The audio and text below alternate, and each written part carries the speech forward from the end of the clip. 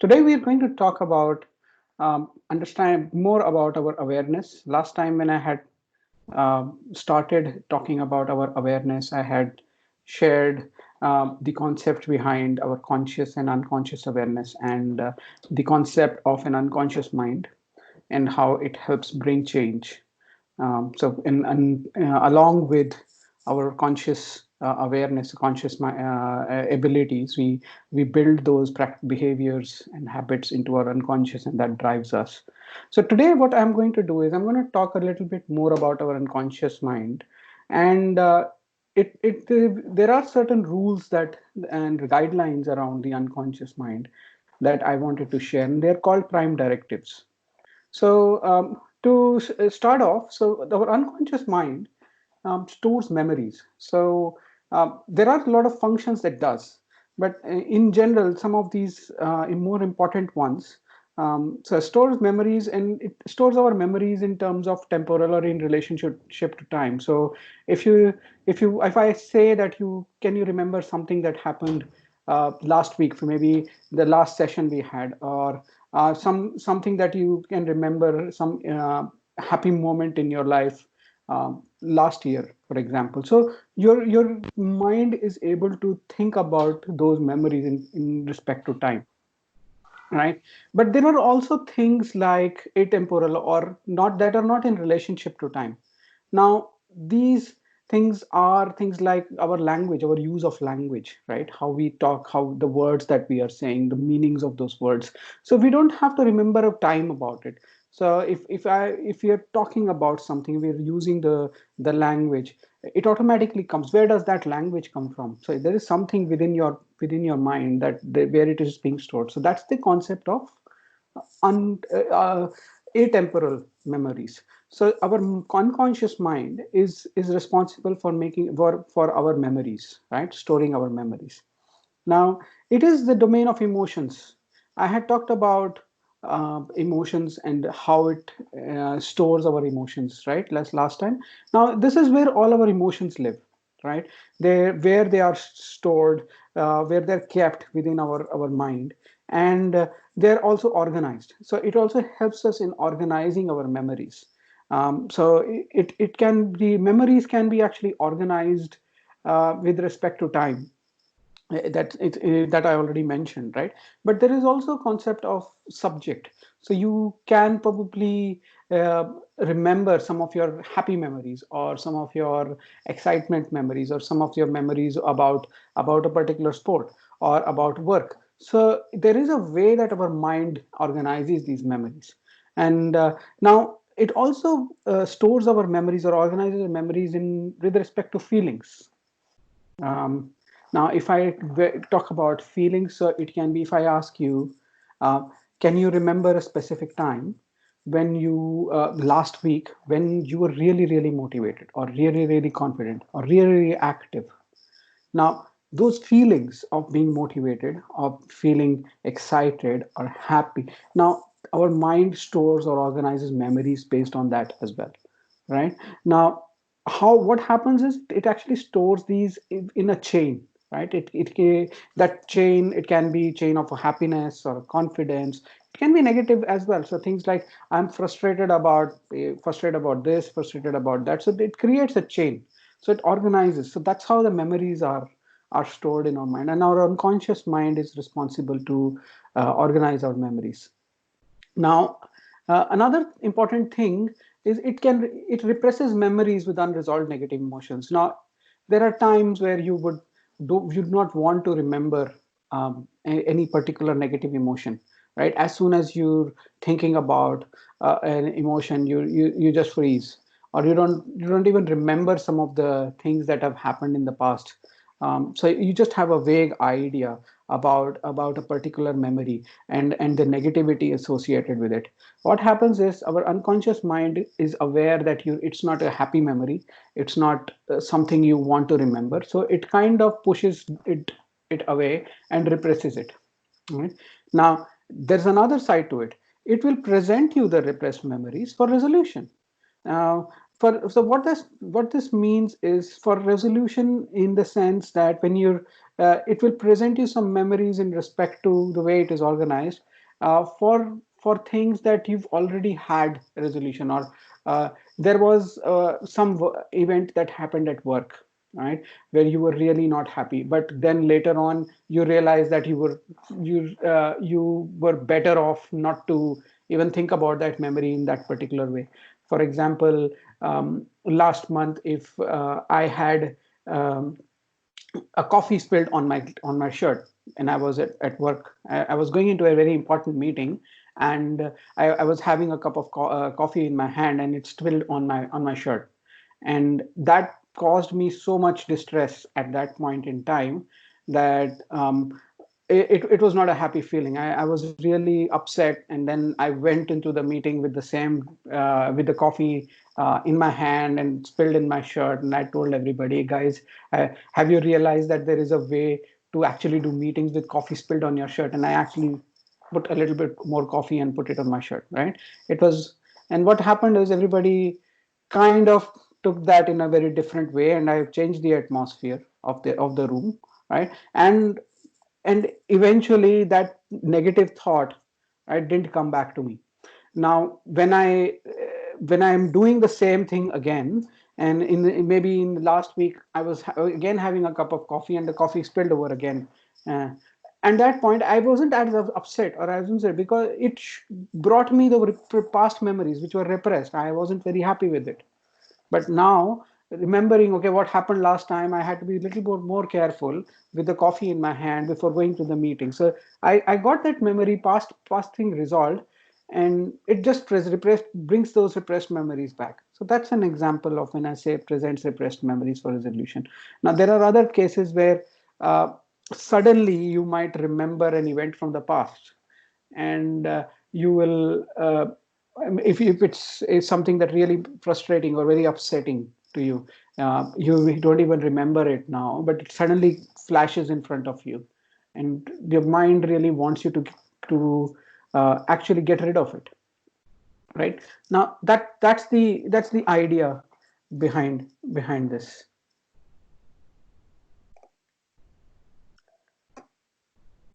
um, the next one is it runs the body. Now, it basically, when I say runs the body, is uh, if I had to actually come tell you, okay, right before the start of this meeting, or right now, as you are listening to the sound of my voice, can you bring it to your awareness? What are the other sounds you can hear apart from my sound? And as soon as I say that, your mind starts wandering and starts listening to other sounds, and but those sounds are already there, right? Can i um, can i ask you, okay, can you feel your feet touching the floor, right? Now can you remember uh, your heart beating, right? It runs the body. Now if I had to consciously remember to breathe all the time, if I say, if I have to do that and remember and consciously keep breathing, or consciously try and do some activities that will keep my body moving.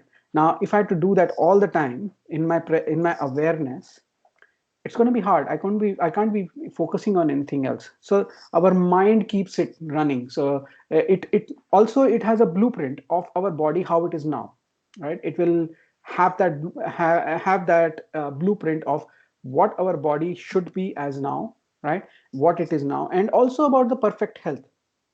What's the ideal weight? What's the how much metabolism my body should have?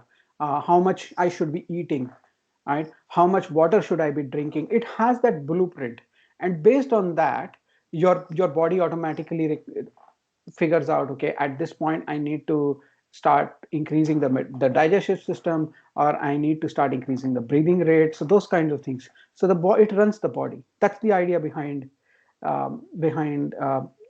blueprint, right?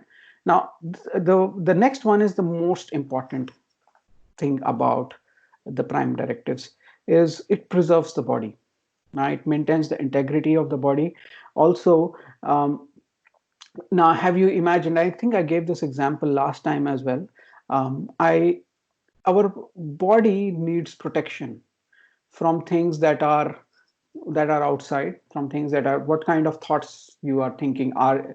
So sometimes when we are really stressed, our heart starts beating faster, and then our mind gives us a signal. Okay, guys, something's wrong. Stop that thought. But if you keep having the same thoughts, the body will start going into a different kind of mode. It will start reacting differently, right? All the physiological changes that you start seeing in your body are because your unconscious mind wants to preserve the body. Right? Now, remember, if you, this example about you're driving a car and suddenly somebody comes in front of you, right? And you hit the brake. You don't even have an opportunity to even think about hitting. Okay, should I hit the brake or not? Should I not hit the brake? You suddenly hit the brake, right?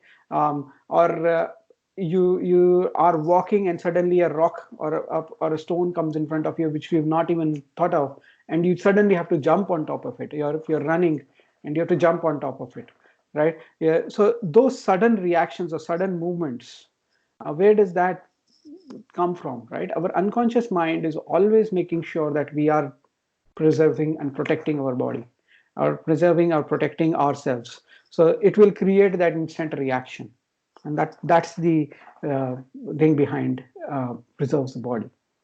Now, when I say it maintains the integrity of the body, it will always um, make sure that you are aligned with how your body is supposed to function. Right now, if you are doing an exercise, your body will need more oxygen. If you're becoming very tired, your body will need rest. Now it will allow you to it will give you signs. Your mind will give you signs. Okay, guys, boss, you need to stop, right? You need rest, or you need food, you need to breathe, you need water. So where is that come that so there is an integrity that it maintains in the body, right, based on the blueprint. So that's how it protects it. Now it's a highly moral being. Now it our mind actually gets and takes suggestions based on the morality that we have been taught and accepted. Now morality is a concept, everybody has it, right? Everybody has been taught based on their culture, based on their values, based on their beliefs, based on how they've been brought up, right? Everybody has some kind of morality within them. And our mind, our unconscious mind, has that understanding that, okay, is this moral or is it not moral? And it is moral in that sense, and it will give you signs. It will make you feel uncomfortable in situations where your values are not there is a values conflict, or there are things that are not right, or you don't agree with it. Your mind and body doesn't agree with it, right? So what that does that mean is, it is based because that my unconscious mind is really moral. It wants you to do the right thing in the context based on the morality you have, right? Now it enjoys serving and needs clear orders to follow. What does this mean? Yeah, our unconscious mind, you can actually talk to your unconscious mind. And if we do a private discussion outside of this training, I can share exactly how you can actually start talking to your unconscious mind, right? And it enjoys serving. Now if you ask your unconscious mind to really, if you go deep and go into that meditative state where you can in fact, it's very one of the most easiest things with this one is, if you start taking a deep breath, really relax, keep doing this really relaxed state, and keep doing breath, and you keep your mind and really still, and you ask yourself, okay, my breathing needs to slow down. When you do that, what's happening? Your mind is actually following the orders, right?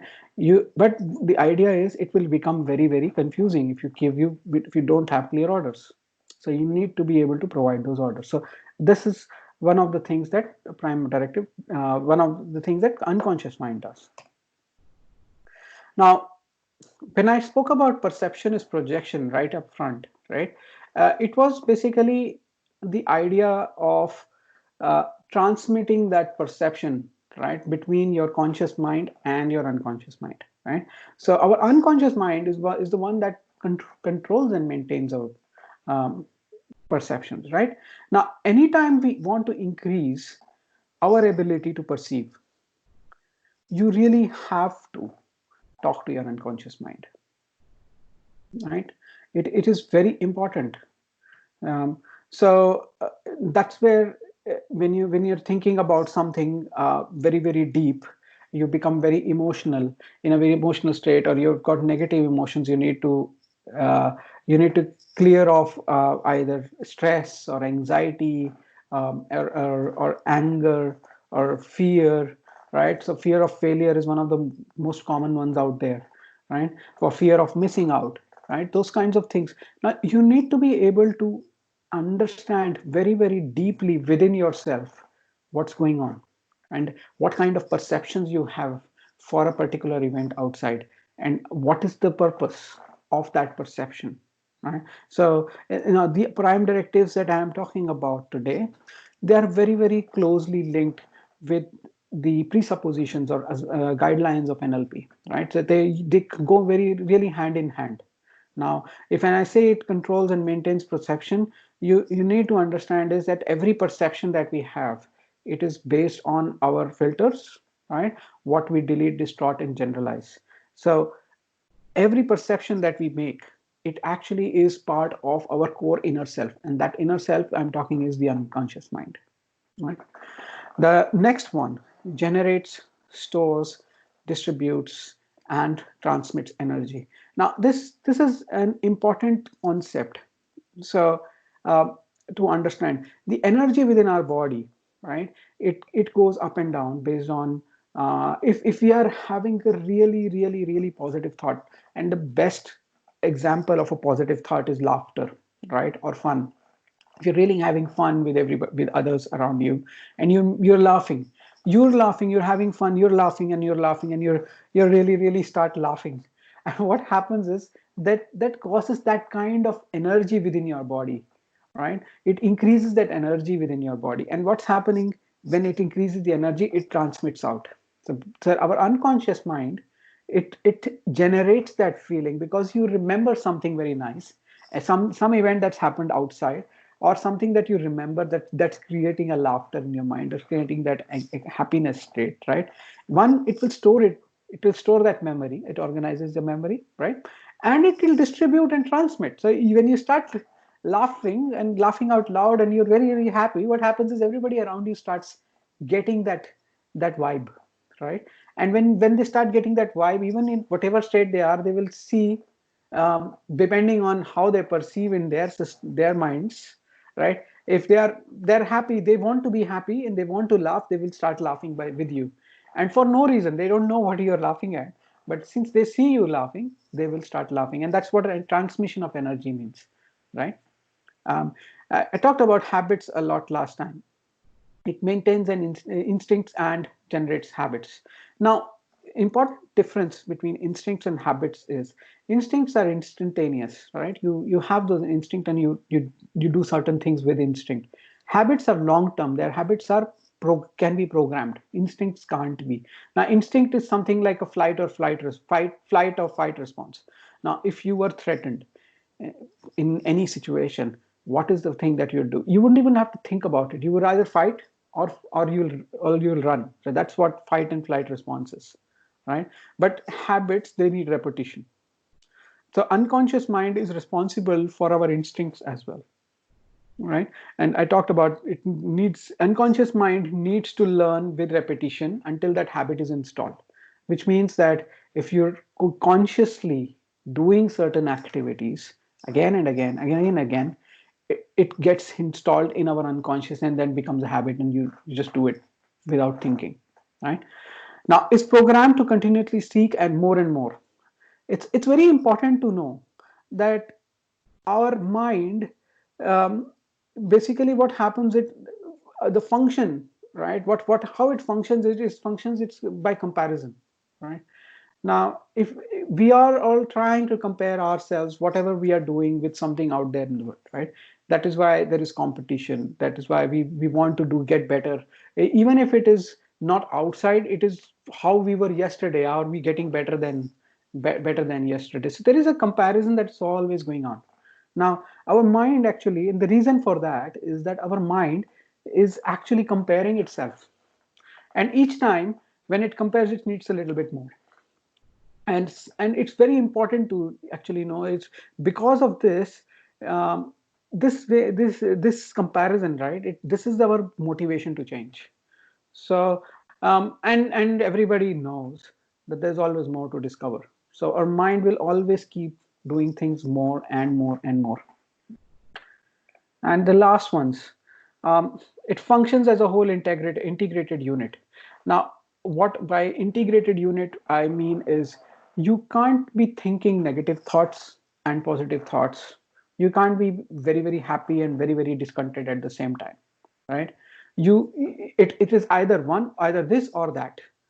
Now, that is why I talk about an integrated. So if you're calm and relaxed, you will be calm and relaxed. You won't be jumping and be calm at the same time. If that so that's the idea behind our unconscious mind being an integrated unit. And remember, we have another presupposition around this, which we said that all procedures in NLP should increase wholeness, right? So that's kind of related, right? Now, is symbolic, uses and response to symbols. Now, the Carl Jung was one of a very well-known psychologists, and in around 1950s, he pointed this out, right? We actually have everything in our mind.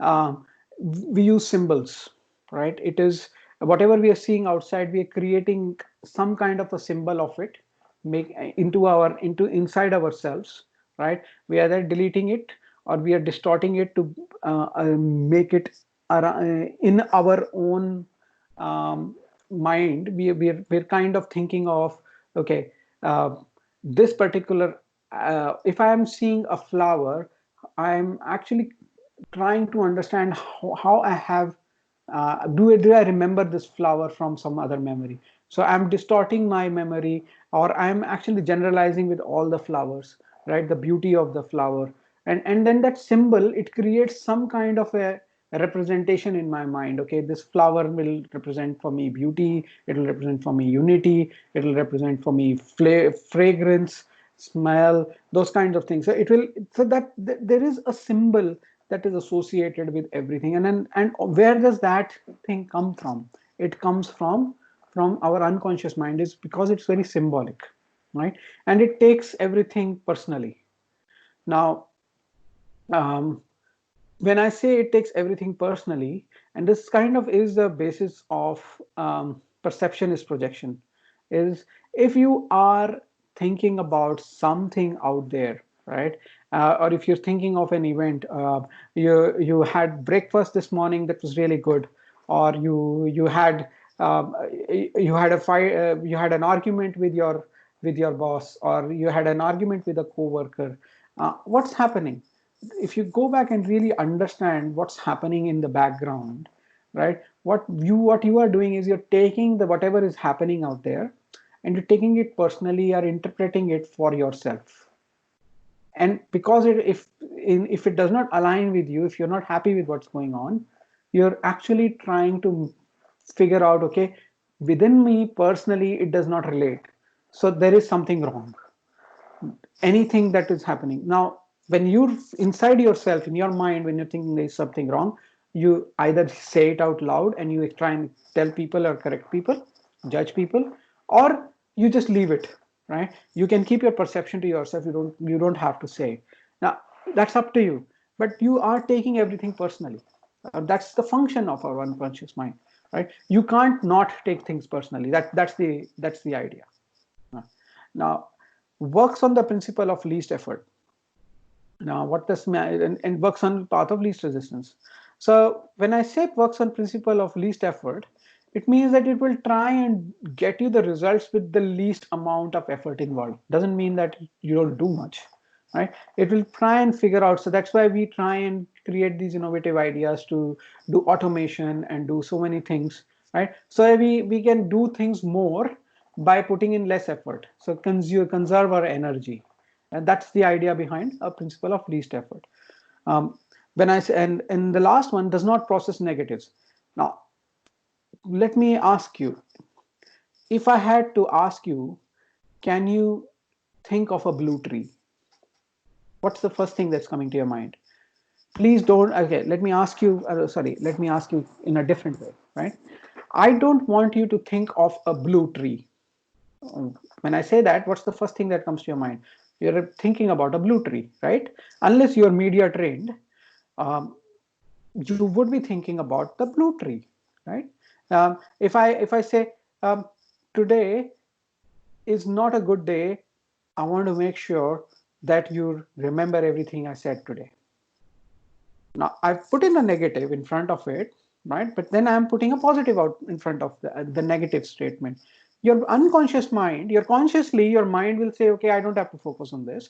But when your unconscious mind comes in, it does not process negatives. So you have to be really specific about what you want to do, right? If you say, I don't want to be poor, I don't want to be unhealthy, I don't want to gain weight, that negative, it does not get processed, because in order to process the positive in your negative message, it needs to process the negative first. So that is why you need to be really conscious about how and what messages you are trying to share with your unconscious mind. If you are thinking about positive things, think it in positive terms and talk and say, okay, I want to become healthy, I want to become fit, rather than I want to reduce my weight. And the negative does not get processed. It says, okay, that means I have more weight. And that's it. That's going into your mind. And your mind is controlling your body, right? And that's how you're getting those results. So how many times have you started to lose weight and you've not been able to do it? Just because the way your mind is interpreting your messages. So do not process negatives is very important. Now, these 13 or 14 prime directives that I shared today, now how does this help in your day-to-day activities? Now, before we actually go into the next sessions where I talk about outcomes and I talk about how we want to change these, to review your emotions and review your results and review your activities, how you use linguistics, it's important to know that how our mind really works. If we know how our mind works, the you will be able to use the concepts behind the foundations behind the 14 guidelines or 14 presuppositions and these prime directives. You can use them together to understand what is going on outside you, or what is going on in your mind, before you start bringing that change out, right? So before you get the change you need to know why you need the change, what's happening inside us, right? What's going on and how our mind is currently interpreting. Understanding your current state is very important before you go and start making the change happen. So all these concepts that I have shared till now, this helps you get that understanding of the unconscious mind, the principles behind NLP, perception is projection, cause and effect, all those things. These are what's happening. This is their current state. What's going on? Going on, we'll be talking more about. We'll talking about keys to an achievable outcome. What is it that we're going to talk about? What's an achievable outcome? How do you define that outcome? Right? How does it really get shape?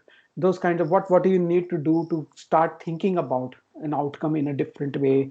So those are the things I would be talking of next time, to really give you some practical tools to start making the changes you need.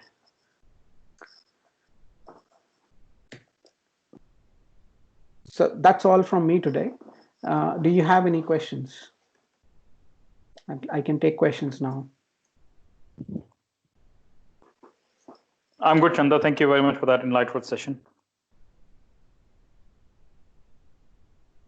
Thank you. Anyone else? Any questions from today?